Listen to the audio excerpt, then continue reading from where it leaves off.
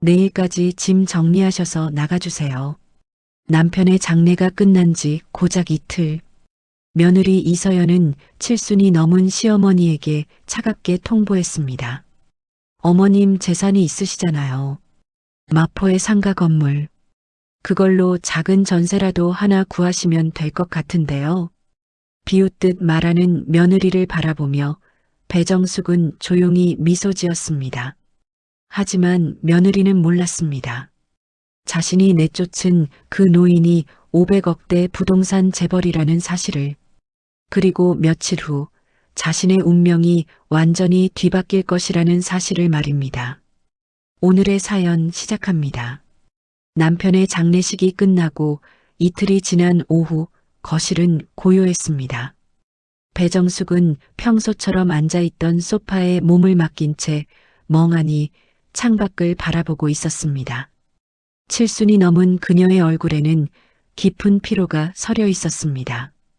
검은 상복을 입은 채로 꼼짝도 하지 않는 정숙의 모습이 쓸쓸해 보였습니다. 현관문이 열리는 소리가 들렸습니다. 어머님, 며느리 이서연이 들어왔습니다. 검은색 정장 차림의 서연은 평소와 달리 딱딱한 표정을 짓고 있었습니다. 그녀는 명품 가방을 거실 테이블 위에 툭 내려놓으며 정숙 앞에 앉았습니다. 서연의 눈빛에는 차가운 결의가 서려 있었습니다. 말씀드릴 게 있어서 왔어요. 정숙이 고개를 돌려 며느리를 바라봤습니다. 서연의 차가운 눈빛이 그녀를 꿰뚫었습니다. 무언가 불길한 예감이 정숙의 가슴을 스쳤습니다. 이 아파트 말인데요.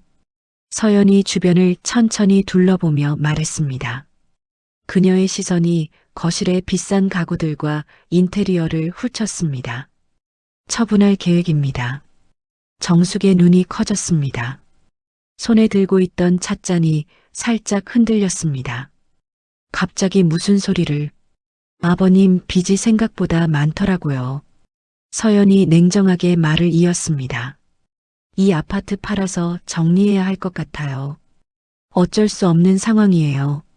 정숙은 며느리의 거짓말임을 직감했습니다.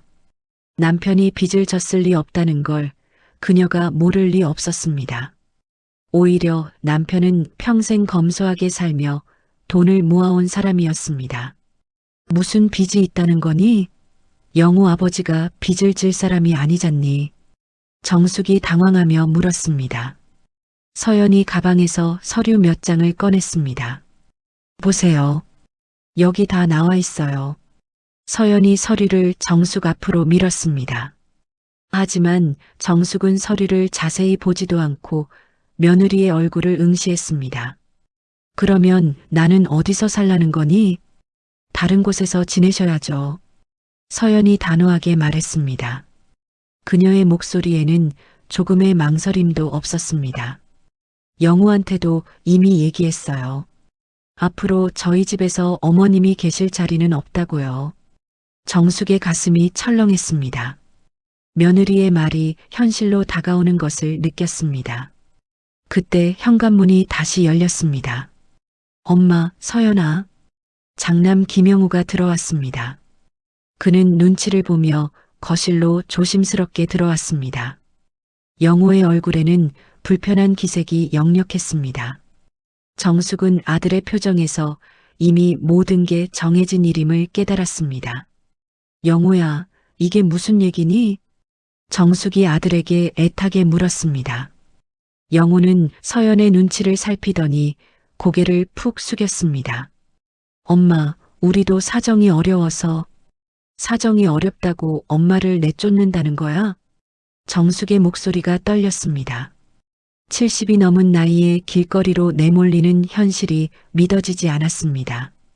서연이 팔짱을 끼며 대화에 끼어들었습니다. 내쫓는 게 아니에요, 어머님. 현실적인 문제라고요. 서연이 차분하게 설명했습니다.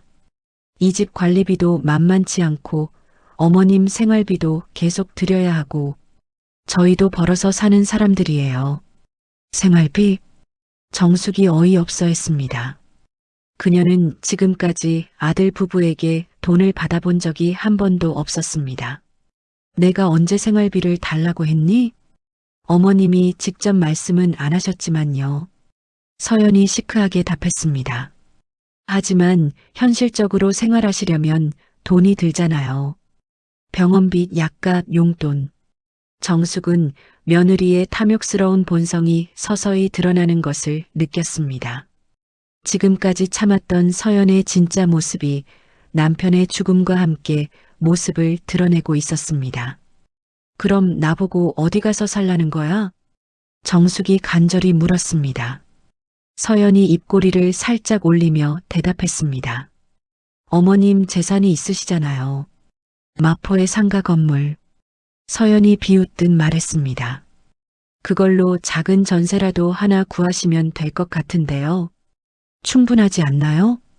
정숙은 며느리가 자신의 재산을 얼마나 얕보고 있는지 깨달았습니다. 마포 상가는 그녀가 가진 재산의 극히 일부에 불과했습니다. 하지만 정숙은 속내를 드러내지 않기로 결심했습니다. 복수를 위해서는 무일푼인 척 연기해야 했습니다. 어머님도 이해해 주실 거라고 믿어요. 서연이 가방을 들며 일어났습니다. 내일까지 짐 정리하셔서 나가주세요.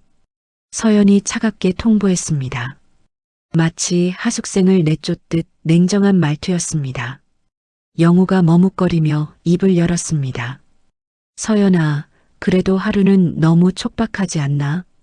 영우 씨, 이미 정한 일이에요. 서연이 영우의 말을 단칼에 가로막았습니다. 어머님도 이해하실 거예요. 그렇죠, 어머님? 서연의 눈빛이 정숙을 압박했습니다. 정숙은 아들이 아내에게 완전히 휘둘리고 있음을 확인했습니다. 영우는 더 이상 어머니 편에 서지 못할 것 같았습니다. 알았다. 정숙이 조용히 말했습니다. 그녀의 목소리는 의외로 차분했습니다. 내일 아침에 나가마. 서연의 얼굴에 만족스러운 표정이 스쳤습니다. 현명한 선택이세요, 어머님. 서연이 영호의 팔을 끌며 방으로 들어갔습니다. 정숙은 홀로 거실에 남겨졌습니다. 그녀는 천천히 일어나 창밖을 바라봤습니다. 복수의 계획이 머릿속에서 구체화되기 시작했습니다. 다음 날 새벽 5시 정숙은 작은 가방 하나만 들고 집을 나섰습니다. 어젯밤 내내 잠을 이루지 못했던 그녀는 결심을 굳혔습니다. 며느리의 탐욕에 정당한 대가를 치르게 해주겠다고 다짐했습니다. 정숙은 택시를 타고 마포구로 향했습니다. 오랫동안 비워져 있던 작은 오피스텔이 그녀의 임시 거처였습니다. 과거 부동산 업무를 볼 때 잠시 사용했던 공간이었습니다. 먼지가 쌓인 책상과 의자가 그녀를 맞았습니다. 오피스텔에 도착한 정숙은 휴대폰을 꺼내 번호를 눌렀습니다. 여보세요, 수민아. 막내딸의 밝은 목소리가 들렸습니다. 엄마, 이 시간에 왜요? 무슨 일 있어요? 수민아, 엄마가 지금. 정숙의 목소리가 떨렸습니다. 감정을 억누르려 했지만 목소리는 어쩔 수 없었습니다. 수민은 엄마의 이상한 기운을 단번에 알아챘습니다. 엄마, 무슨 일이에요? 목소리가 왜 그래요? 지금 어디세요? 오빠네에서 나왔다. 정숙이 힘겹게 말했습니다. 뭐라고요? 왜요? 무슨 일이 있었어요? 수민의 목소리가 급해졌습니다. 긴 얘기야, 수민아. 미안하지만. 엄마, 제가 지금 바로 가요. 수민이 서둘러 말했습니다. 어디에 계세요? 주소 보내주세요. 수민의 목소리에 걱정이 가득했습니다. 정숙은 막내딸의 따뜻함에 가슴이 뭉클해졌습니다. 1시간 후 수민이 숨을 헐떡이며 달려왔습니다. 좁은 오피스텔 문을 연 수민은 초라하게 앉아있는 어머니를 보며 눈물을 터뜨렸습니다. 엄마, 이게 무슨 일이에요? 수민이 어머니를 꼭 끌어안았습니다. 정숙은 며느리에게 당한 일을 차근차근 설명했습니다. 수민의 얼굴이 점점 굳어갔습니다. 그 사람이 어떻게 엄마를 그렇게 할 수 있어요? 수민이 분노에 떨었습니다. 오빠도 그냥 가만히 있었다고요? 영호는 아내 말만 듣더라. 정숙이 한숨을 쉬었습니다. 엄마, 저희 집으로 가요. 우리 집 방 하나는 엄마가 쓰세요. 수민이 어머니의 손을 꼭 잡았습니다. 규민 오빠도 당연히 좋아할 거예요. 엄마가 오시면 더 좋죠. 수민아, 미안하다. 엄마가 이 나이에. 무슨 소리예요, 엄마.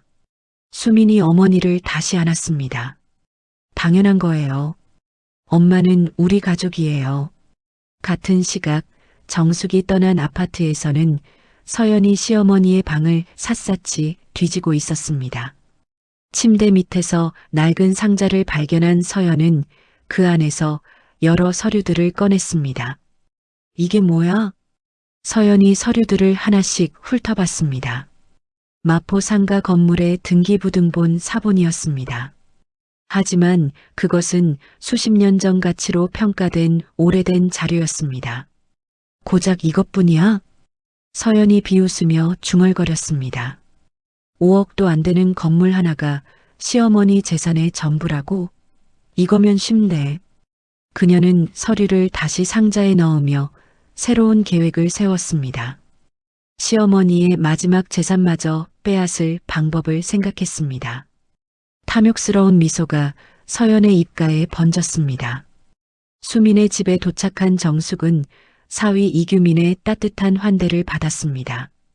규민은 아내에게서 사정을 들은 후 정숙의 손을 꼭 잡았습니다. 어머님, 저희 집이 어머님 집이에요. 편하게 계세요. 그날 밤 정숙은 수민의 집 작은 방에서 며느리에 대한 복수를 구체적으로 계획하기 시작했습니다.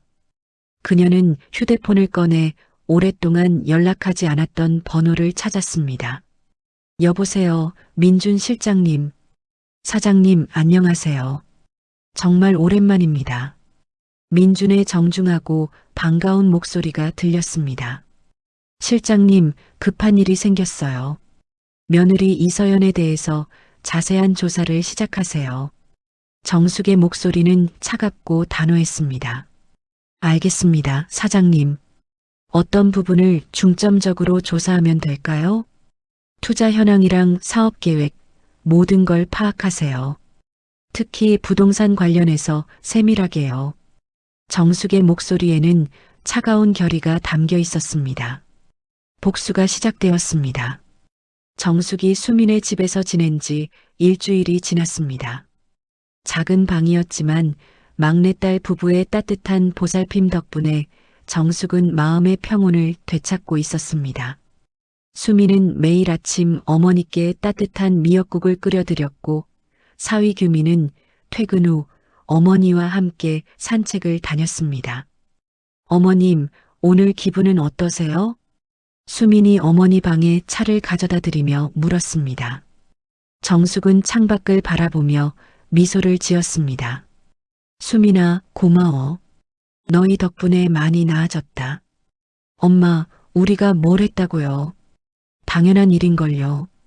수민이 어머니 옆에 앉으며 말했습니다. 그때 정숙의 휴대폰이 울렸습니다. 여보세요.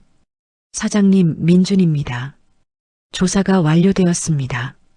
민준 실장의 목소리가 들렸습니다. 정숙의 표정이 진지해졌습니다. 수민아, 엄마 잠깐 전화 받을게. 수민이 고개를 끄덕이며 방을 나갔습니다. 정숙이 문을 닫고 전화를 받았습니다. 어떻게 나왔어요? 며느리분이 현재 W타워 재개발 사업에 깊이 관여하고 있습니다. 민준이 차근차근 설명했습니다. 그런데 문제는 핵심 부지인 B 건물을 아직 확보하지 못했다는 겁니다. 정숙의 눈빛이 날카로워졌습니다. B 건물이라고요? 네, 사장님. 그 건물 말입니다. 저희가 20년 전에 법인 명의로 매입했던 그 건물이요. 정숙이 무릎을 쳤습니다. 그제야 모든 퍼즐이 맞춰졌습니다. 그럼 서연이가 그 건물을 노리고 있다는 거죠? 맞습니다. 며느리분은 그 건물 때문에 밤잠을 못 자고 있는 것 같습니다.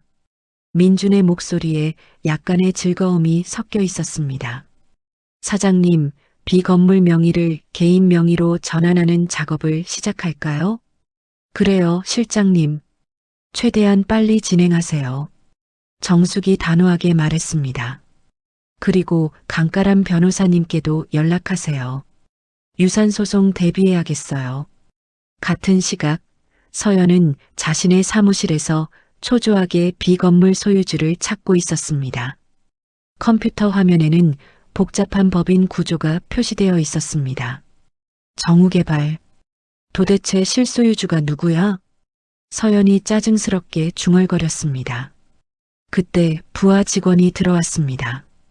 팀장님, 비건물 관련해서 소식이 있습니다. 뭔데? 서연이 기대에 찬 목소리로 물었습니다. 정우개발에서 매각 의사가 있다고 합니다. 서연의 얼굴이 환해졌습니다. 정말이야? 언제 만날 수 있어? 내일 오후에 계약 관련 미팅이 가능하다고 하네요. 서연이 손뼉을 쳤습니다. 드디어 이제 W타워 프로젝트가 완성되는 거야. 그녀는 승리를 확신하며 웃었습니다. 하지만 서연은 아직 모르고 있었습니다. 정우개발의 실소유주가 바로 시어머니 배정숙이라는 사실을 말입니다. 다음 날 오후 서연은 최고급 정장을 입고 계약 장소로 향했습니다. 호텔 라운지에서 정우개발 대리인을 만나기로 했습니다. 서연은 가방에 수십억 원 규모의 계약서를 준비해 왔습니다. 안녕하세요. 정우개발에서 나왔습니다. 정장 차림의 중년 남성이 서연에게 인사했습니다. 바로 민준 실장이었습니다. 아, 안녕하세요. 이서연입니다. 서연이 명함을 건네며 악수했습니다. 민준은 서연의 얼굴을 찬찬히 살펴봤습니다. 그런데 죄송합니다만 급작스럽게 상황이 변했습니다. 민준이 차분하게 말했습니다. 서연의 얼굴이 굳었습니다. 무슨 말씀이세요? 비건물 소유권이 방금 개인에게 이전되었습니다. 민준이 서류를 꺼내며 설명했습니다. 개인이라고요? 누구요? 서연의 목소리가 떨렸습니다. 배정숙 씨입니다. 민준이 담담하게 답했습니다. 서연이 경악했습니다. 뭐라고요? 배정숙이요? 네, 맞습니다. 그래서 매각을 전면 철회한다고 통보드립니다. 민준이 정중하게 고개를 숙였습니다. 서연은 믿을 수 없다는 표정으로 민준을 바라봤습니다. 잠깐만요. 그 배정숙이 제 시어머니인데. 아, 그러시군요.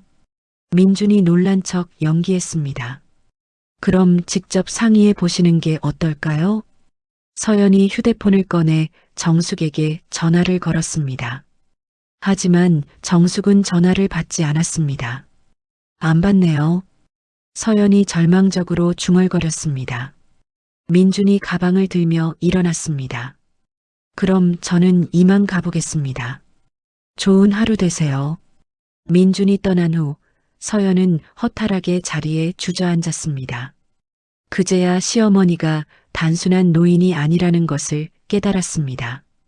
같은 시각 수민의 집에서는 정숙이 가람 변호사와 만나고 있었습니다. 수민이 차를 대접하며 자리를 마련해 주었습니다. 어머님, 며느리분이 유산소송을 제기할 가능성이 높습니다. 가람 변호사가 차분하게 설명했습니다. 마포 상가 건물을 노리고 있는 것 같은데 어떻게 대응하실 건가요? 정숙이 미소를 지었습니다. 변호사님, 제 남편이 생전에 남긴 각서가 있어요. 정숙이 서랍에서 서류를 꺼냈습니다. 전 재산을 아내인 저에게 증여한다는 공증된 자필 각서예요. 가람 변호사가 서류를 검토했습니다. 이거면 충분합니다. 완벽한 증거예요. 그리고 변호사님, 며느리가 남편에게 했던 모욕적인 발언들도 녹음이 있어요. 정숙이 휴대폰을 꺼냈습니다. 이것들도 증거로 사용할 수 있나요? 가람 변호사가 고개를 끄덕였습니다. 물론입니다. 이 정도면 완승입니다, 어머님. 그때 정숙의 휴대폰이 울렸습니다. 서연에게서 온 전화였습니다. 정숙이 전화를 받았습니다. 어머님, 서연의 다급한 목소리가 들렸습니다. 비 건물이 어머님 소유라고요? 이게 무슨 일이에요? 그게 왜? 정숙이 차갑게 대답했습니다. 어머님, 제가 그 건물이 꼭 필요해요. 팔아주세요. 서연이 간절하게 부탁했습니다. 안 팔아. 정숙이 단호하게 거절했습니다. 어머님, 제발이요. 얼마든지 드릴게요. 내 건물이니까 내 마음대로 할 거야. 정숙이 전화를 끊었습니다. 가람 변호사가 감탄하며 고개를 끄덕였습니다. 수민이 어머니 옆에 앉으며 걱정스럽게 물었습니다. 엄마, 정말 괜찮으세요? 너무 무리하시는 건 아니에요? 정숙이 수민의 손을 꼭 잡았습니다. 수민아, 엄마가 평생 모은 재산을 탐욕스러운 사람에게 빼앗길 순 없어. 하지만 엄마 건강이 더 중요해요. 수민이 걱정했습니다. 정숙이 가슴을 만지며 미소 지었습니다. 엄마는 괜찮아. 이런 일로 쓰러질 엄마가 아니야. 하지만 정숙은 최근 가슴이 답답한 증상이 자주 나타나는 것을 느끼고 있었습니다. 스트레스가 몸에 영향을 주기 시작한 것 같았습니다. 다음 날 서연은 정숙이 머물고 있는 수민의 집을 찾아왔습니다. 인터폰을 여러 번 눌렀지만 아무도 나오지 않았습니다. 서연은 계단에 앉아 정숙을 기다렸습니다. 저녁 무렵 산책에서 돌아온 정숙이 서연을 발견했습니다. 어머님, 서연이 급하게 일어나 정숙에게 달려갔습니다. 왜 여기 있어? 정숙이 차갑게 물었습니다. 어머님, 제발 비 건물 팔아주세요. 정말 간절해요. 서연이 울먹이며 말했습니다. 하지만 정숙은 서연을 지나쳐 집으로 들어갔습니다. 어머님, 서연이 뒤따라 외쳤지만 정숙은 돌아보지 않았습니다. 복수는 이제 시작에 불과했습니다. 민준 실장은 정숙의 지시에 따라 서연의 투자자들에게 익명의 제보를 시작했습니다. 서연의 재정 상태가 불안하다는 소문이 업계에 퍼지기 시작했습니다. 정숙의 복수 계획이 본격적으로 가동되고 있었습니다. 이서연은 비건물 매입 계약 체결을 위해 막대한 자금을 준비하며 계약 당일 아침까지 성공을 확신하고 있었습니다. W타워 프로젝트의 핵심인 이 건물만 확보하면 모든 것이 해결될 것이라 믿었습니다. 그녀는 새벽부터 일어나 완벽한 차림으로 사무실에 나왔습니다. 팀장님, 오늘 계약건은 어떻게 진행하시겠어요? 부하 직원이 조심스럽게 물었습니다. 서연이 자신만만하게 대답했습니다. 당연히 성사시켜야지. 이게 안 되면 우리 회사는 끝이야. 그때 서연의 휴대폰이 울렸습니다. 정우개발에서 온 전화였습니다. 안녕하세요, 이서연 팀장님. 민준 실장의 목소리가 들렸습니다. 네, 안녕하세요. 오늘 계약 준비 다 됐습니다. 서연이 기대에 찬 목소리로 답했습니다. 죄송합니다만 계약이 취소되었습니다. 민준의 차가운 말에 서연이 경악했습니다. 뭐라고요? 갑자기 왜요? 비건물 소유권이 배정숙 씨 개인 명의로 최종 이전되었습니다. 민준이 담담하게 설명했습니다. 그리고 배정숙 씨께서 매각을 전면 거부하셨습니다. 서연의 손에서 휴대폰이 떨어질 뻔했습니다. 잠깐만요. 그게 무슨 소리예요? 배정숙이 누군지 아세요? 물론입니다. 저희 회사 사장님이십니다. 민준이 폭탄 발언을 던졌습니다. 서연이 머리를 한 대 맞은 것처럼 충격을 받았습니다. 사장님이라고요? 뭔 소리예요? 배정숙 사장님은 20년 전부터 저희 회사를 운영해 오신 분입니다. 민준의 설명에 서연이 현실을 받아들이지 못했습니다. 거짓말이에요. 그 사람은 그냥 평범한 노인이라고요. 확인해 보시기 바랍니다. 그럼 이만 끊겠습니다. 민준이 전화를 끊자 서연은 허공을 멍하니 바라봤습니다. 사무실 안이 조용해졌습니다.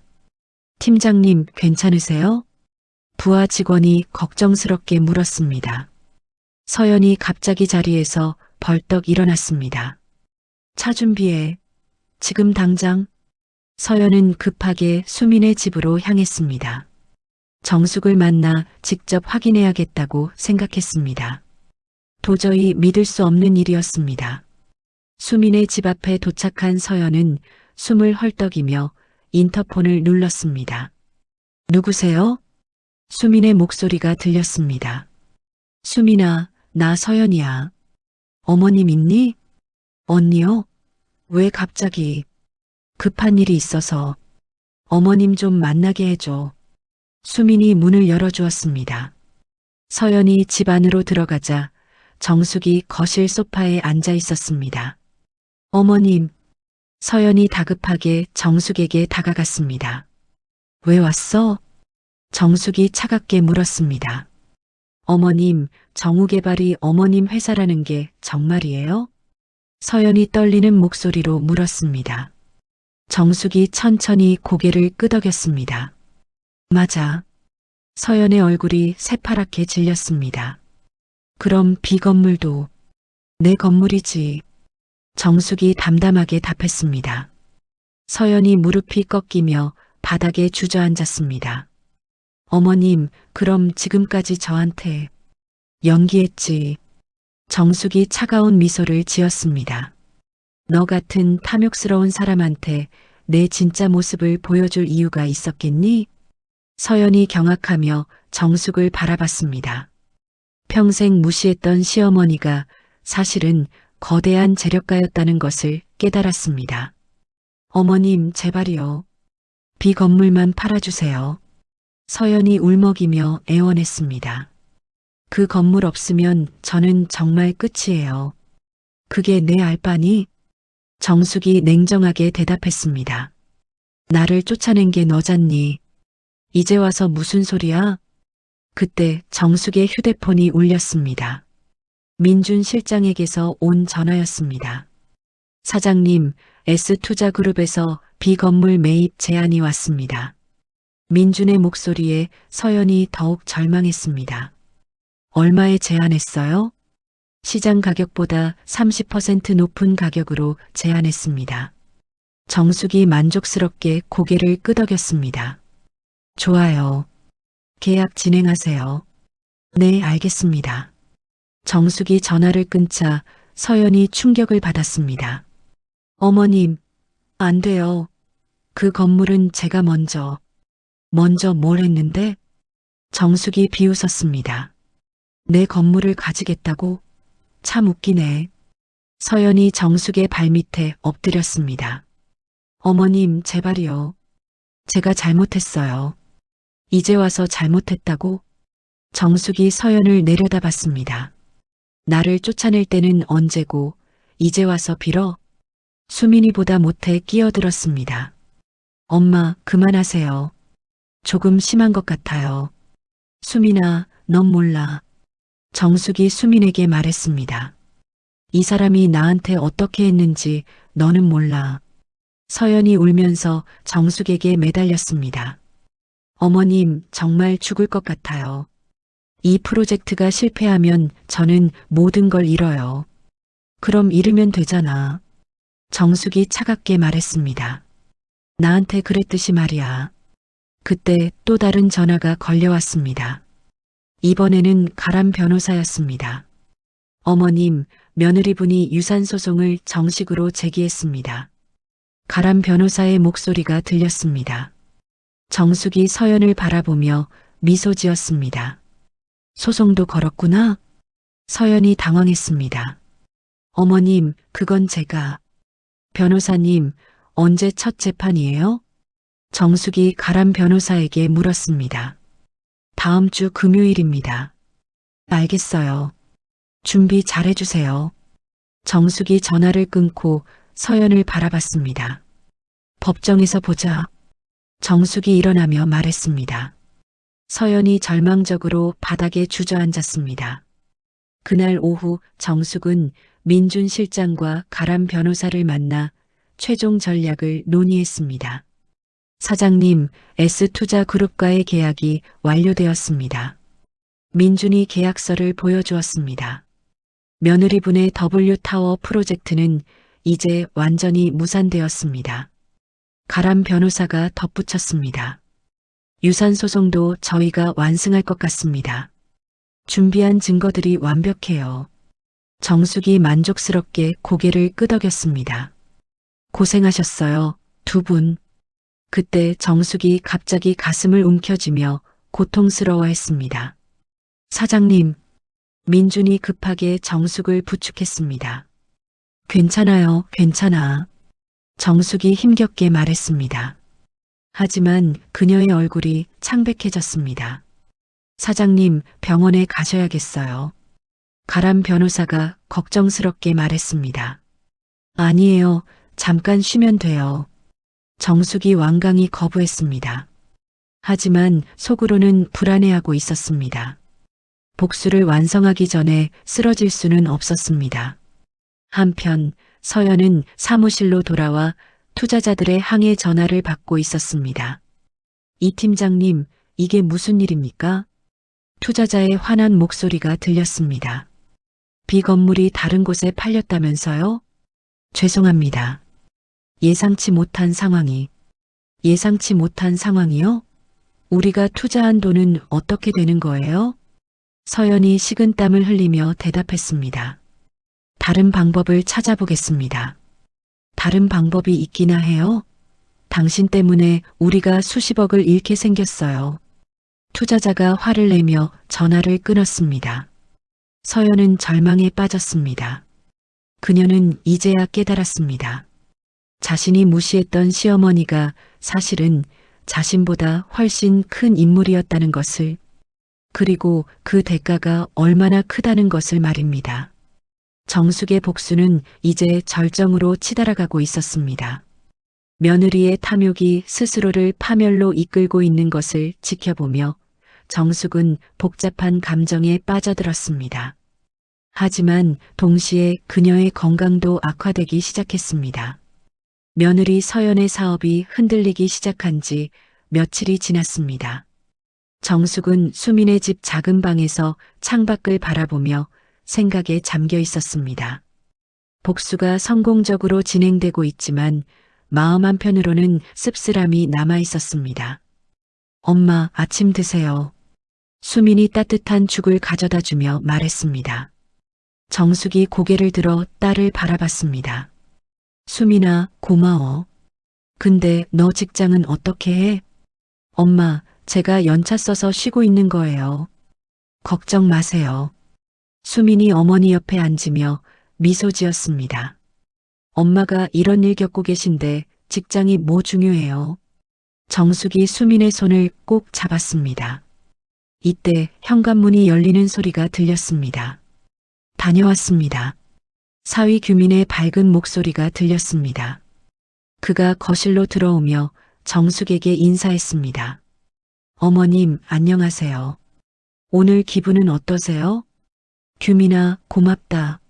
너희 덕분에 많이 나아졌어. 정숙이 따뜻하게 답했습니다. 어머님, 제가 오늘 좋은 소식을 가져왔어요. 규민이 설렘을 감추지 못하며 말했습니다. 저희 사회적 기업에서 지역 아이들을 위한 공부방 사업을 확장하게 됐어요. 수민이 놀라며 남편을 바라봤습니다. 정말이야? 언제부터? 다음 달부터요. 더 많은 아이들을 도울 수 있게 됐어요. 규민이 기쁘게 설명했습니다. 정숙이 관심을 보이며 물었습니다. 어떤 아이들을 도와주는 거니? 소외계층 아이들이요, 어머님. 규민이 진지하게 답했습니다. 부모님이 늦게까지 일하셔서 혼자 있는 아이들, 경제적으로 어려운 가정의 아이들이요. 정숙의 눈빛이 따뜻해졌습니다. 그런 좋은 일을 하고 있었구나. 제가 어릴 때도 그런 도움을 받았거든요. 규민이 과거를 회상하며 말했습니다. 그래서 이 일이 더 의미 있어요. 정숙이 감동하며 규민을 바라봤습니다. 수민이 자랑스럽게 남편을 바라보고 있었습니다. 어머님, 내일 시간 되시면 저희 공부방 구경 오실래요? 규민이 정중하게 제안했습니다. 저희가 하는 일 보여드리고 싶어요. 정숙이 고개를 끄덕였습니다. 그래, 가보자. 궁금하다. 다음 날 오후 정숙은 수민 부부와 함께 공부방을 방문했습니다. 작지만 깔끔하게 정리된 공간에 아이들이 모여 있었습니다. 안녕하세요. 아이들이 밝게 인사했습니다. 정숙이 아이들의 순수한 미소를 보며 가슴이 뭉클해졌습니다. 할머니, 안녕하세요. 한 아이가 정숙에게 다가와 손을 내밀었습니다. 정숙이 아이의 손을 잡으며 미소 지었습니다. 안녕, 너희들 여기서 공부하니? 네. 규민 아저씨가 숙제도 도와주시고 간식도 주세요. 아이가 신나게 대답했습니다. 정숙이 규민을 바라보며 고개를 끄덕였습니다. 어머님, 여기 와서 아이들이랑 같이 앉아보세요. 수민이 어머니를 이끌며 아이들 옆에 앉혔습니다. 정숙이 아이들과 함께 앉아 있으니 마음이 평온해졌습니다. 할머니, 저희랑 같이 그림 그려요. 아이들이 정숙에게 크레파스를 건넸습니다. 정숙이 오랜만에 크레파스를 잡으며 웃었습니다. 할머니가 그림을 잘 못 그리는데 괜찮아요. 저희가 도와줄게요. 아이들이 정숙 주변에 모여들었습니다. 정숙은 아이들과 함께 그림을 그리며 평생 느껴보지 못한 순수한 기쁨을 느꼈습니다. 1시간 후 공부방을 나온 정숙은 수민과 규민에게 말했습니다. 참 좋은 일을 하고 있구나. 어머님께서 봐주시니 더 힘이 나요. 규민이 감사하게 답했습니다. 그런데 공부방 확장하려면 돈이 많이 들겠어. 정숙이 걱정스럽게 물었습니다. 아직 부족한 게 많아요. 수민이 솔직하게 답했습니다. 더 넓은 공간도 필요하고 교재비도 많이 들어요. 정숙이 잠시 생각에 잠겼습니다. 그때 복수보다 더 의미 있는 일을 깨달았습니다. 그날 저녁 정숙은 민준 실장에게 전화를 걸었습니다. 실장님, 제가 부탁할 일이 있어요. 말씀하세요, 사장님. 마포상가 건물 말인데요. 수민이 이름으로 증여하고 싶어요. 민준이 놀라며 답했습니다. 상가 건물을요? 막내딸이 좋은 일을 하고 있거든요. 정숙이 따뜻하게 설명했습니다. 그 돈으로 더 많은 아이들을 도울 수 있을 거예요. 알겠습니다, 사장님. 증여 절차를 준비하겠습니다. 정숙이 전화를 끊고 마음이 편해졌습니다. 복수도 중요하지만 진정한 의미는 다른 곳에 있었습니다. 같은 시각 서연은 사무실에서 절망에 빠져 있었습니다. 투자자들의 압박과 사업 실패로 인한 스트레스가 극에 달했습니다. 팀장님, 또 투자자들이 연락 왔어요. 부하 직원이 조심스럽게 보고했습니다. 뭐라고 해? 서연이 지친 목소리로 물었습니다. 손해배상을 요구하고 있어요. 서연이 머리를 감췄습니다. 모든 것이 무너지고 있었습니다. 팀장님, 그리고 회계팀에서 이상한 걸 발견했다고 해요. 부하 직원이 더 심각한 표정으로 말했습니다. 무슨 이상한 걸? 장부에 문제가 있다고. 자세한 건 회계팀장님께 직접 들어보세요. 서연의 얼굴이 창백해졌습니다. 설상가상으로 회계 문제까지 터진 것 같았습니다. 한편 가람 변호사는 정숙에게 좋은 소식을 전했습니다. 어머님, 유산소송 첫 재판에서 저희가 완승했어요. 가람의 목소리가 기쁨에 차 있었습니다. 며느리분이 제기한 소송이 탐욕에서 비롯된 것임을 법정에서 입증했습니다. 정숙이 안도의 한숨을 쉬었습니다. 고생 많으셨어요, 변호사님. 어머님께서 준비해 주신 증거들이 완벽했어요. 가람이 덧붙였습니다. 이제 며느리분은 더 이상 어머님을 괴롭힐 수 없을 거예요. 정숙은 법적 승리보다도 수민과 규민이 하는 선한 일에 더 관심이 있었습니다. 돈으로 복수하는 것보다 돈으로 선한 영향력을 만드는 것이 더 의미 있다고 느꼈습니다. 그날 밤 정숙은 수민에게 상가 건물 증여 계획을 알렸습니다. 엄마, 정말이에요? 수민이 깜짝 놀라며 물었습니다. 너희가 하는 일이 얼마나 소중한지 알겠더라. 정숙이 수민의 손을 꼭 잡으며 말했습니다. 이 돈으로 더 많은 아이들을 도와줘. 수민이 눈물을 흘리며 어머니를 안았습니다. 엄마, 정말 감사해요. 꼭 좋은 일에 써서 엄마 마음에 보답할게요. 정숙은 딸의 품에서 진정한 평화를 느꼈습니다. 복수보다 더 큰 의미를 발견한 순간이었습니다. 며느리 서연의 유산소송 선고일 아침, 정숙은 수민의 집 작은 방에서 남편과의 옛 추억이 담긴 사진첩을 천천히 넘기고 있었습니다. 젊은 시절 남편과 함께 찍은 소박한 사진들이 그녀의 마음을 평온하게 했습니다. 창밖으로 따스한 봄 햇살이 들어와 사진첩을 비추었습니다. 오늘이죠? 수민이 어머니 방에 들어와 조심스럽게 물었습니다. 정숙이 사진첩을 덮으며 고개를 끄덕였습니다. 그래, 오늘 모든 게 끝나는 날이야. 엄마, 걱정되세요? 수민이 어머니 옆에 앉으며 물었습니다. 정숙이 평온한 미소를 지었습니다. 아니야. 이미 결과는 정해져 있어. 그때 현관문이 열리며 규민이 들어왔습니다. 어머님, 오늘 재판 있으시죠? 제가 함께 가드릴까요? 고맙지만 괜찮다. 정숙이 고개를 저었습니다. 가람 변호사님이랑 가면 돼. 너희는 공부방 아이들 돌봐줘. 정숙은 검은색 정장으로 단정하게 차려입고 법원으로 향했습니다. 법원 계단을 오르며 그녀의 표정은 담담했습니다.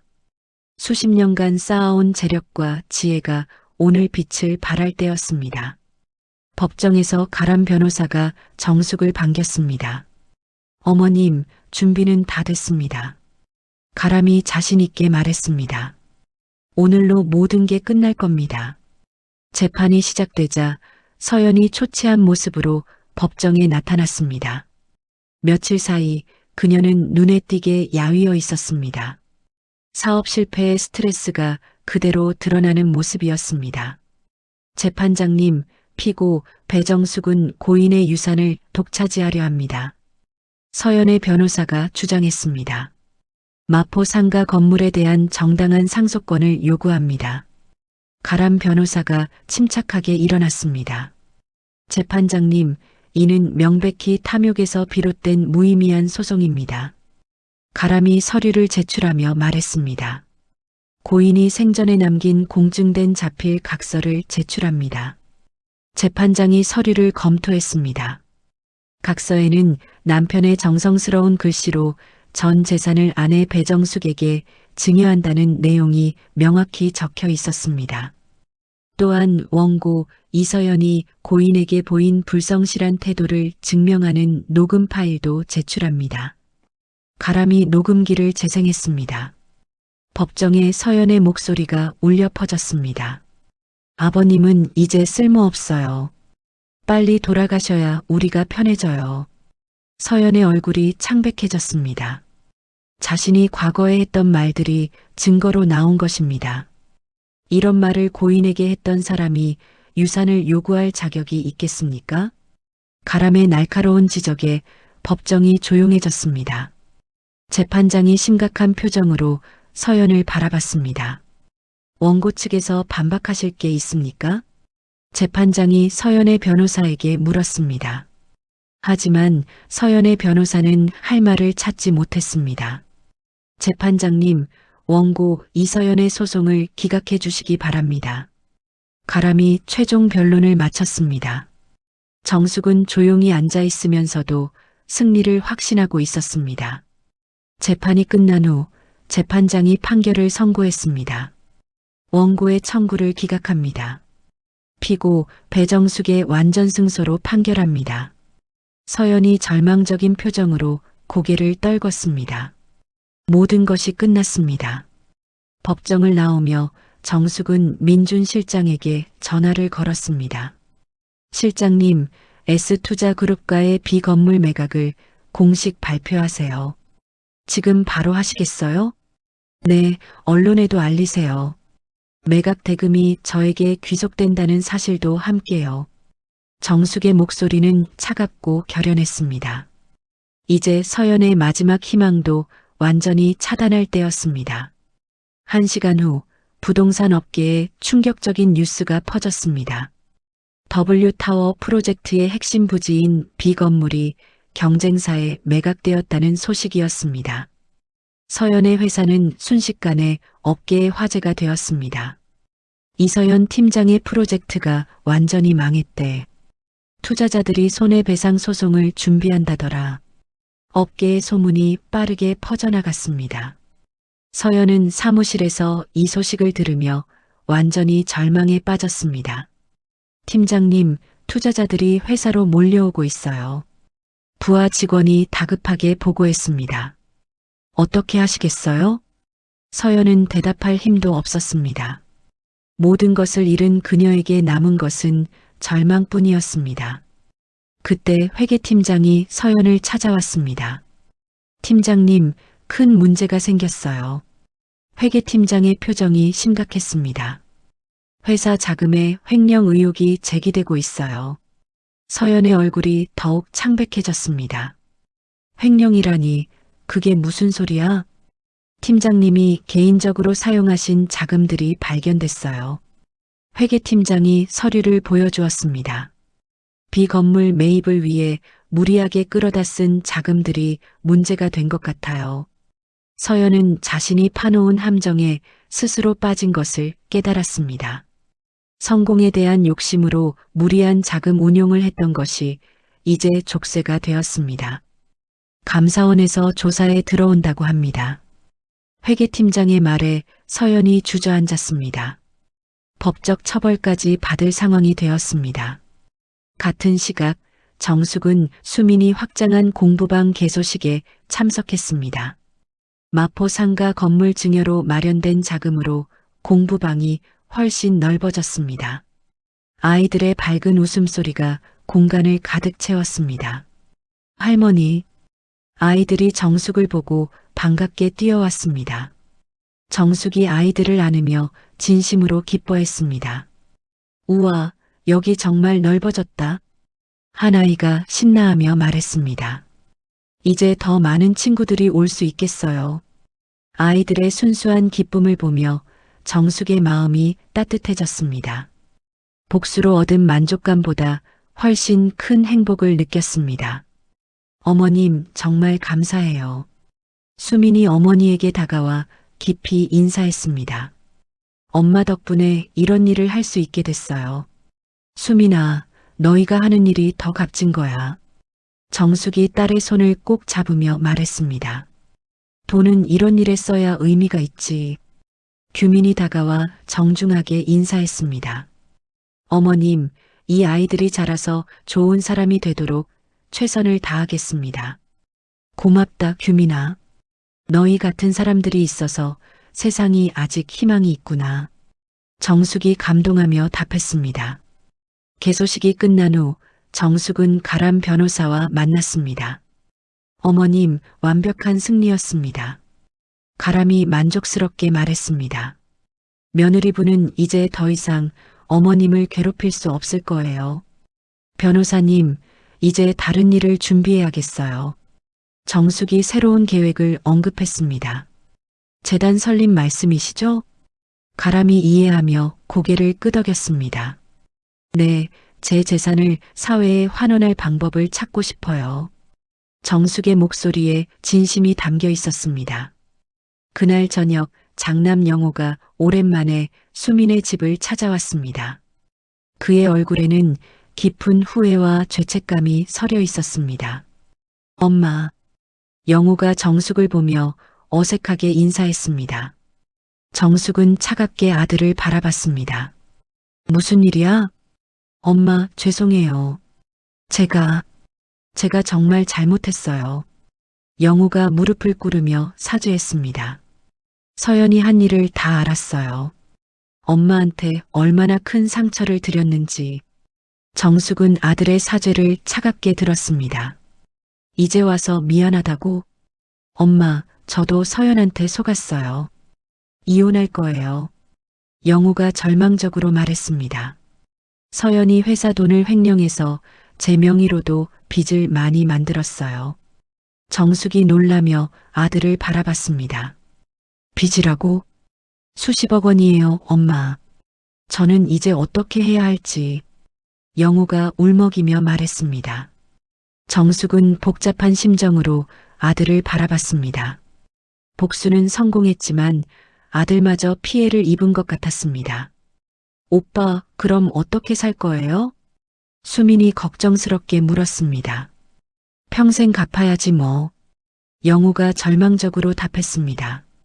정숙은 잠시 생각에 잠겼습니다. 아들의 잘못이지만 완전히 외면하기에는 모성애가 남아 있었습니다. 영우야. 정숙이 조용히 아들을 불렀습니다. 네, 엄마. 너 정말로 뉘우치고 있니? 네, 정말이에요. 엄마한테 한 일이 너무 죄송해서 잠도 못 자요. 영우가 진심으로 답했습니다. 정숙이 깊은 한숨을 쉬었습니다. 알았다. 하지만 이번이 마지막이야. 정숙의 복수는 탐욕한 며느리에 대한 완전한 승리로 끝났습니다. 동시에 그녀는 진정한 가족의 가치와 돈의 올바른 사용법을 깨달았습니다. 수민의 선한 일을 통해 자신의 재산이 얼마나 의미 있게 쓰일 수 있는지 확인한 하루였습니다. 서영과의 이혼 절차가 마무리된 지 일주일 후 장남 김영호는 예상보다 훨씬 심각한 현실과 마주했습니다. 그는 수민의 집 거실에서 산더미 같은 서류들을 앞에 두고 절망에 빠져 있었습니다. 오빠, 이게 다 뭐예요? 수민이 놀라며 서류들을 살펴봤습니다. 영우가 힘없는 목소리로 답했습니다.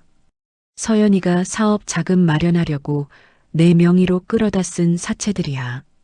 정숙이 서류를 하나씩 들여다보며 경악했습니다. 이게 얼마나 되는 거니? 수십억 원이에요, 엄마. 영우가 고개를 떨구며 말했습니다. 이자까지 합치면 더 늘어날 거고. 그때 영우의 휴대폰이 울렸습니다. 사채업자로 추정되는 번호였습니다. 여보세요. 영우가 떨리는 목소리로 전화를 받았습니다. 김영우 씨죠? 돈 언제 갚을 거예요? 전화기 너머로 험악한 목소리가 들렸습니다. 제가 상황이 어렵다고요? 그럼 다른 방법으로 받아야겠네요. 협박조의 말에 영우의 얼굴이 창백해졌습니다. 정숙이 급하게 전화를 빼앗았습니다. 누구세요? 아, 어르신이시네요. 영우 씨 어머니신가요? 그래요. 무슨 일이에요? 정숙이 차분하게 물었습니다. 아들이 빌린 돈 때문에 연락드렸는데 빨리 갚지 않으면 큰일 날 거예요. 사채업자의 위협에 정숙이 분노했습니다. 얼마나 빌렸는데요? 원금만 20억이고 이자까지 합치면 30억 넘어가요. 그 말에 수민이 기절할 뻔했습니다. 30억이요? 정숙이 전화를 끊고 아들을 바라봤습니다. 영호야, 이게 다 무슨 일이니? 엄마, 저도 몰랐어요. 영호가 울먹이며 답했습니다. 서연이가 제 도장이랑 통장을 가져가서 마음대로 했어요. 그럼 경찰에 신고했어야지. 수민이 화를 냈습니다. 지금이라도 신고하세요. 소용없어. 영호가 절망적으로 고개를 저었습니다. 서류상으로는 제가 다 동의한 걸로 되어 있어요. 제 도장과 서명이 다 있거든요. 정숙이 충격을 받으며 의자에 주저앉았습니다. 갑자기 가슴이 답답해지며 숨이 막혔습니다. 엄마. 수민이 급하게 어머니를 부축했습니다. 엄마, 괜찮으세요? 정숙이 가슴을 움켜쥐며 고통스러워했습니다. 복수 과정에서 쌓인 스트레스와 아들의 위기가 겹치며 심장에 무리가 왔습니다. 119 불러. 수민이 다급하게 외쳤습니다. 영호가 급하게 전화를 걸었습니다. 구급차가 도착할 때까지 정숙은 의식을 잃었다 깨어났다를 반복했습니다. 어머님 괜찮으세요? 구급대원이 정숙의 상태를 확인했습니다. 심장에 문제가 있는 것 같습니다. 빨리 병원으로 가야겠어요. 병원 응급실에서 의사가 정숙의 상태를 진단했습니다. 심장 근육에 문제가 생겼네요. 의사가 심각한 표정으로 설명했습니다. 극심한 스트레스로 인한 급성 심근경색 초기 증상입니다. 수민이 울먹이며 물었습니다. 그럼 어떻게 해야 해요? 긴급 수술이 필요합니다. 의사의 말에 수민과 영호가 충격을 받았습니다. 수술이요? 네, 하루라도 늦으면 위험할 수 있어요. 의사가 엄중하게 경고했습니다. 정숙은 병실에서 산소 마스크를 쓰고 누워 있었습니다. 엄마. 수민이 어머니의 손을 꼭 잡고 울었습니다. 영호도 옆에서 자책하며 눈물을 흘렸습니다. 다 제 때문이에요. 엄마가 이렇게 되신 게. 오빠, 지금 그런 말 할 때가 아니에요. 수민이 오빠를 나무랐습니다. 그때 정숙이 힘겹게 눈을 떴습니다. 엄마. 수민이 기쁘게 어머니를 불렀습니다. 정숙이 약한 목소리로 말했습니다. 수민아. 네, 엄마. 말씀하세요. 네. 내가 죽으면. 엄마, 무슨 소리예요? 수민이 울며 말을 막았습니다. 죽으면 안 돼요. 수술하면 괜찮아져요. 정숙이 힘겹게 손을 들어 수민의 손을 잡았습니다. 수민아, 엄마 말 잘 들어. 네, 엄마. 오빠 빚 문제. 정숙이 영호를 바라봤습니다. 엄마, 걱정하지 마세요. 영호가 어머니에게 말했습니다. 제가 알아서 해결할게요. 아니야. 정숙이 고개를 저었습니다. 민준 실장한테 연락해. 수민이 민준 실장에게 급하게 전화를 걸었습니다. 실장님, 엄마가 위독하세요. 병원으로 와주세요. 1시간 후 민준 실장이 병원에 도착했습니다. 그는 정숙의 상태를 보고 깜짝 놀랐습니다. 사장님, 어떻게 이런 일이. 정숙이 민준에게 손짓했습니다. 민준이 가까이 다가가자 정숙이 작은 목소리로 말했습니다. 영호 빚. 영호 씨 빚 말씀이시죠? 민준이 이해하며 고개를 끄덕였습니다. 해결해 주세요. 사장님, 그런 걱정 마시고 수술부터 받으세요. 민준이 정숙을 진심으로 걱정했습니다. 익명으로 도와주세요. 정숙이 간신히 말했습니다. 민준이 정숙의 뜻을 이해했습니다. 수술 전 마지막으로 정숙은 수민을 불렀습니다. 수민아. 네, 엄마. 네가 보여준 진심이 엄마를 살렸다. 정숙이 딸에게 마지막 인사를 건넸습니다. 엄마가 만약. 안 돼요, 엄마. 그런 말하지 마세요. 수민이 울며 어머니를 말렸습니다. 수술 잘 받으시고 빨리 나으세요. 정숙이 수술실로 들어가며 수민과 영호는 복도에서 기다렸습니다. 영호는 자신 때문에 어머니가 이렇게 된 것에 대한 죄책감으로 괴로워했습니다. 수민아, 다 내 잘못이야. 영호가 자책하며 말했습니다. 엄마가 나 때문에 쓰러지신 거야. 오빠, 이제라도 정신 차리세요. 수민이 오빠를 다그쳤습니다. 엄마가 깨어나시면 진짜 효자가 되세요. 그때 민준 실장이 다가왔습니다. 영호 씨, 빚 문제는 걱정하지 마세요. 민준이 영호에게 말했습니다. 사장님께서 해결해 달라고 하셨어요. 실장님, 하지만 제가 어떻게. 익명의 투자자가 도와주는 형태로 할 거예요. 민준이 설명했습니다. 대신 영우 씨는 앞으로 성실하게 사셔야 해요. 영우가 감격하며 민준에게 고개를 숙였습니다. 정말 감사합니다. 사장님한테 감사하세요. 민준이 수술실을 바라보며 말했습니다. 그리고 어머님이 깨어나시면 진짜 효자가 되세요. 수술은 4시간 동안 계속되었습니다. 수민과 영호, 그리고 민주는 복도에서 초조하게 기다렸습니다. 규민도 직장에서 급하게 달려와 함께 기다렸습니다. 마침내 수술실 문이 열리고 의사가 나왔습니다. 수술은 성공했습니다. 의사의 말에 모든 사람이 안도의 한숨을 쉬었습니다. 하지만 회복에는 시간이 필요해요. 완전히 안심하기는 이르습니다. 정숙은 중환자실에서 천천히 회복되기 시작했습니다. 이 위기를 통해 그녀는 가족의 소중함과 건강의 중요성을 다시 한번 깨달았습니다. 복수보다 더 중요한 것들이 있음을 절실히 느낀 순간이었습니다. 정숙은 심장 수술 후 일주일 만에 의식을 완전히 되찾았습니다. 중환자실에서 일반 병실로 옮겨진 그녀는 창가 침대에 누워 회복에 집중하고 있었습니다. 수민이 매일 병원에 나와 어머니를 정성스럽게 간병했습니다. 엄마, 오늘 컨디션은 어때요? 수민이 어머니의 이마에 손을 대며 물었습니다. 정숙이 약한 미소를 지었습니다.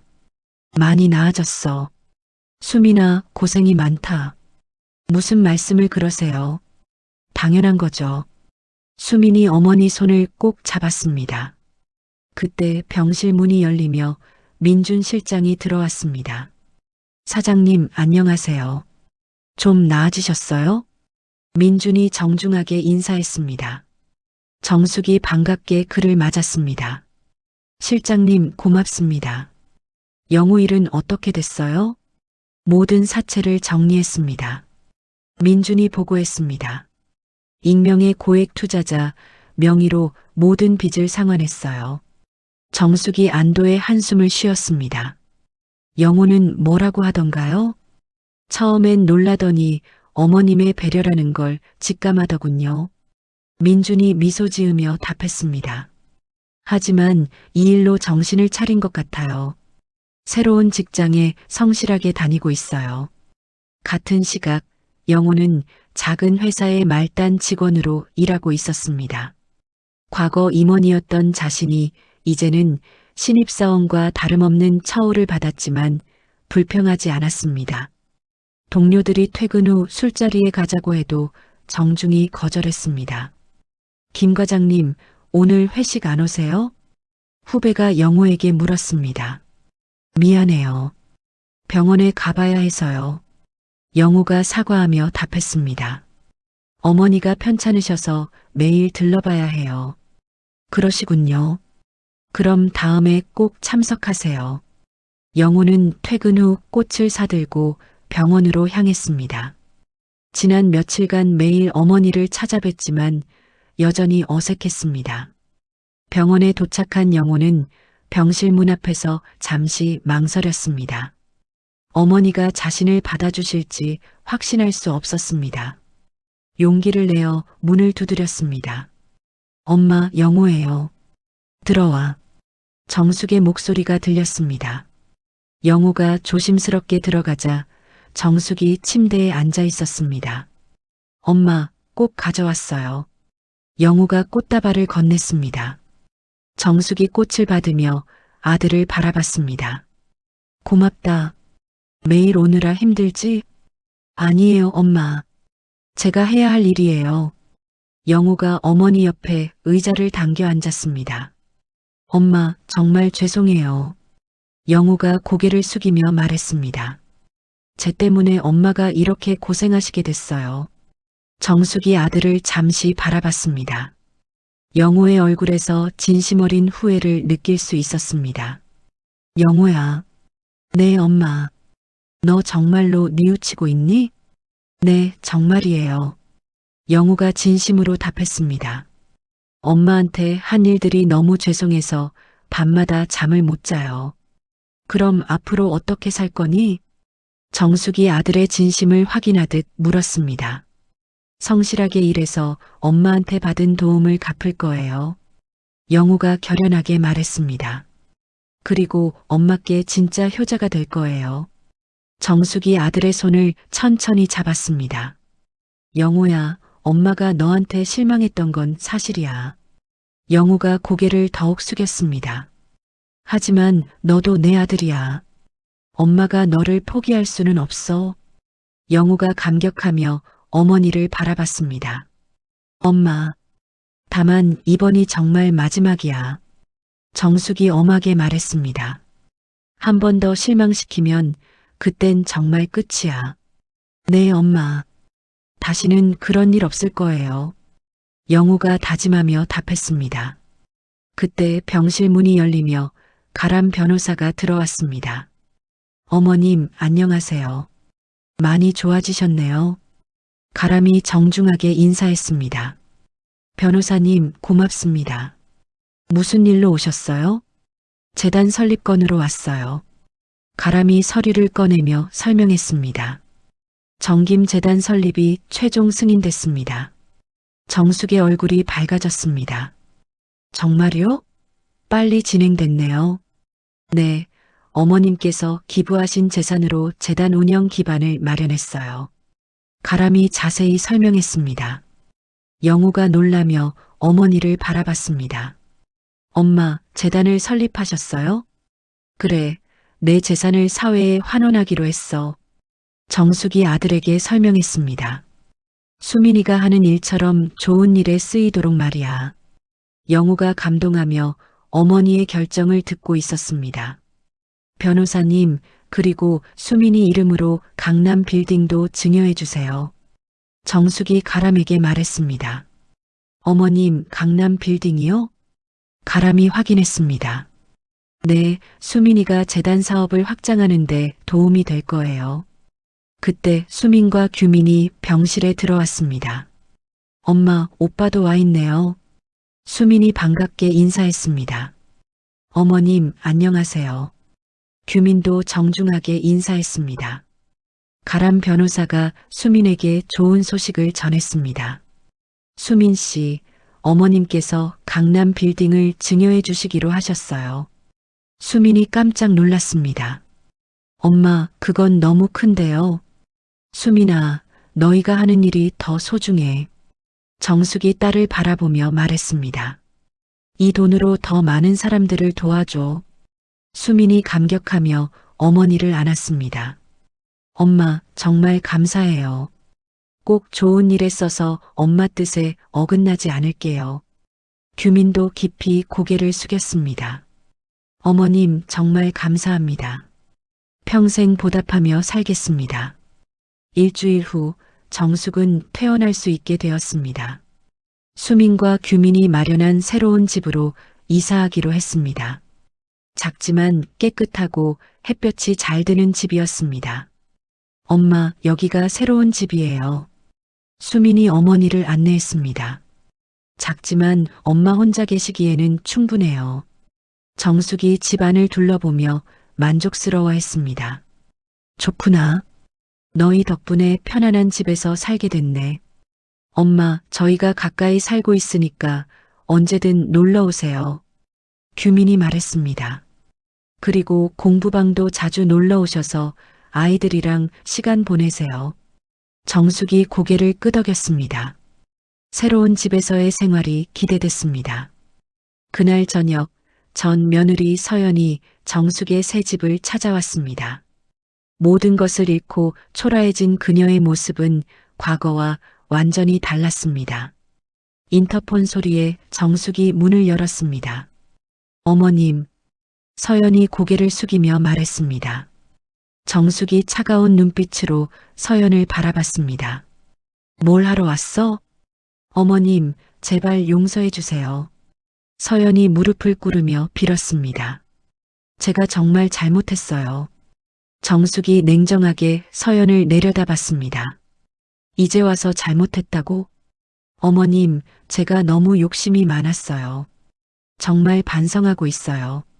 서연이 울면서 호소했습니다. 하지만 정숙의 마음은 움직이지 않았습니다. 서연아, 정숙이 차갑게 말했습니다. 네가 한 일들을 생각해봐.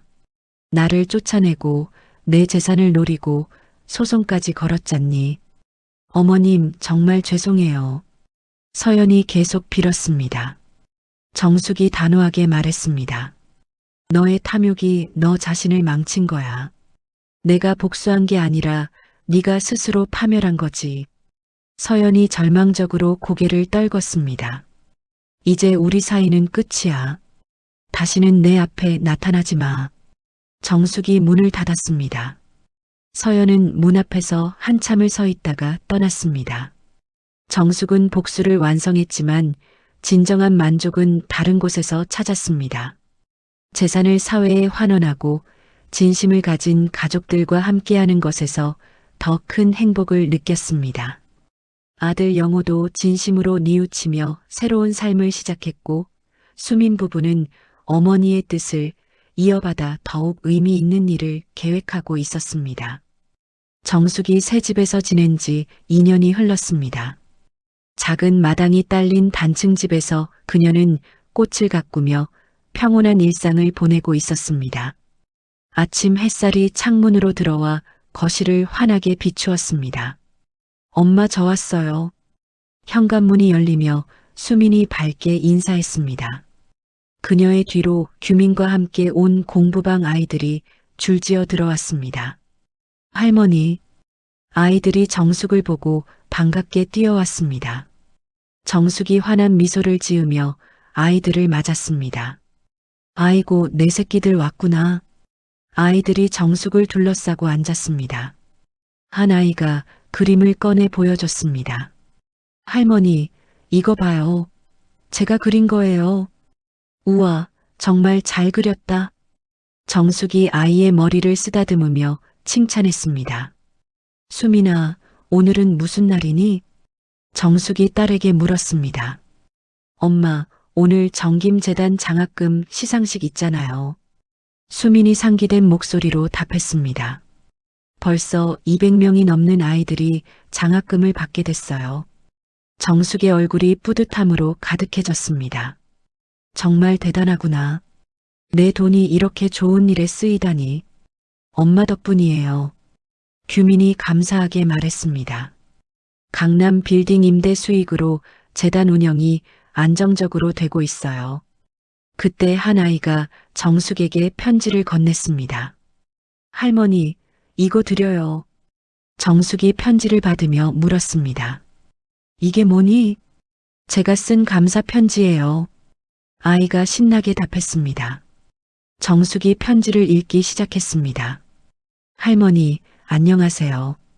저는 민수예요. 할머니가 만든 재단 덕분에 공부할 수 있어서 정말 감사해요. 커서 할머니처럼 좋은 사람이 될 거예요. 정숙의 눈가에 눈물이 맺혔습니다. 고마워, 민수야. 할머니도 너희들 덕분에 행복해. 시상식장으로 가는 길에 정숙은 수민과 이야기를 나눴습니다. 수민아, 너희가 이런 일을 하는 걸 보니 정말 자랑스럽다. 엄마가 길을 보여주셨잖아요. 수민이 어머니의 팔을 끼고 말했습니다. 엄마의 복수는 단순히 복수가 아니라 진정한 가치를 찾는 과정이었어요. 시상식장에 도착하니 많은 사람들이 모여 있었습니다.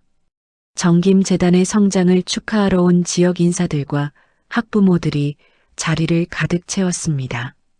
어머님, 가람 변호사가 정숙을 반갑게 맞았습니다. 오늘 정말 뜻깊은 날이네요. 변호사님 덕분에 여기까지 올 수 있었어요. 정숙이 감사하게 답했습니다. 그때 민준 실장도 다가왔습니다. 사장님, 오늘 정말 자랑스러운 날입니다.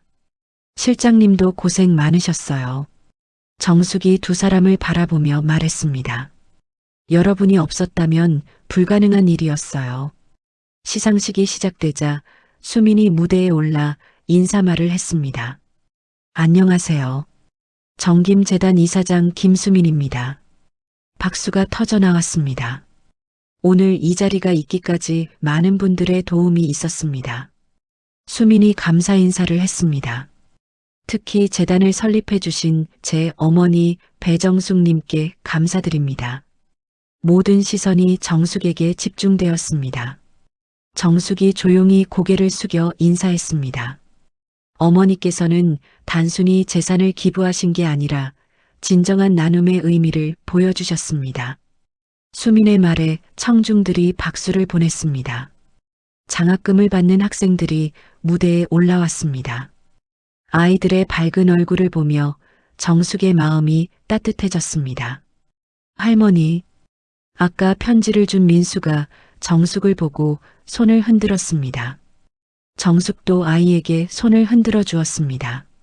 시상식이 끝난 후 정숙은 조용한 곳에서 혼자 시간을 가졌습니다. 지난 몇 년간의 일들이 주마등처럼 스쳐갔습니다. 며느리 서연에게 쫓겨났던 날부터 시작된 복수의 여정. 그리고 그 과정에서 깨달은 진정한 가치들. 엄마, 영호의 목소리가 들렸습니다. 정숙이 돌아보니 영호가 정중하게 서 있었습니다. 2년 전과는 완전히 다른 모습이었습니다. 영호야, 왔구나. 엄마, 오늘 시상식 정말 감동적이었어요. 영호가 진심으로 말했습니다. 엄마가 하신 일이 이렇게 큰 결실을 맺다니. 정숙이 아들을 바라봤습니다. 영호의 얼굴에서 진정한 성숙함을 느낄 수 있었습니다. 영호야, 너도 많이 변했구나. 네, 엄마. 이제야 진짜 어른이 된 것 같아요. 영호가 어머니에게 작은 상자를 건넸습니다. 이게 뭐니? 제가 번 첫 월급으로 산 거예요. 정숙이 상자를 열어보니 소박한 반지가 들어 있었습니다. 아직 엄마한테 드릴 수 있는 건 이것뿐이네요. 영호가 미안해하며 말했습니다. 하지만 제 진심은 담아 있어요. 정숙이 반지를 끼며 감동했습니다. 고맙다, 영호야. 이게 제일 소중해. 엄마 앞으로 평생 효도할게요. 영호가 약속했습니다. 정숙이 아들의 손을 꼭 잡았습니다. 저녁 무렵 정숙은 집 마당에서 꽃에 물을 주며 하루를 마무리했습니다. 코스모스와 국화가 가을바람에 살랑거렸습니다. 수민과 규민, 그리고 영호가 함께 저녁 식사를 준비하고 있었습니다. 평범하지만 따뜻한 가족의 모습이었습니다. 엄마, 저녁 드세요. 수민이 정숙을 불렀습니다. 정숙이 마지막으로 꽃들을 바라보며 미소 지었습니다. 식탁에 둘러앉은 가족들의 모습을 보며 정숙은 깊은 만족감을 느꼈습니다. 복수로 시작된 여정이 진정한 행복으로 끝나고 있었습니다. 엄마, 건배해요. 수민이 물잔을 들며 말했습니다. 엄마가 보여주신 삶의 지혜에 감사드려요. 건배. 모든 사람이 함께 건배했습니다. 정숙의 얼굴에 평생 중 가장 행복한 미소가 번졌습니다. 창밖으로 저녁 노을이 아름답게 물들고 있었습니다. 정숙의 이야기는 탐욕적인 며느리에 대한 통쾌한 복수로 시작되었지만 결국 돈으로는 살 수 없는 진정한 가족의 가치와 선한 영향력을 깨닫는 감동적인 이야기로 마무리되었습니다. 멀리서 아이들의 웃음소리가 들려왔습니다. 정김재단의 공부방에서 공부하는 아이들의 목소리였습니다. 정숙은 자신의 재산이 가장 가치 있는 곳에 쓰이고 있음을 확신하며 평온한 밤을 맞이했습니다. 외로운 복수가 따뜻한 나눔으로 승화된 순간이었습니다. 정숙의 진정한 유산은 돈이 아닌 사랑과 나눔의 정신이었습니다. 배정숙의 이야기는 우리에게 많은 것을 생각하게 합니다. 탐욕의 눈이 먼 며느리에 대한 통쾌한 복수로 시작되었지만 결국 진정한 행복은 다른 곳에 있었습니다.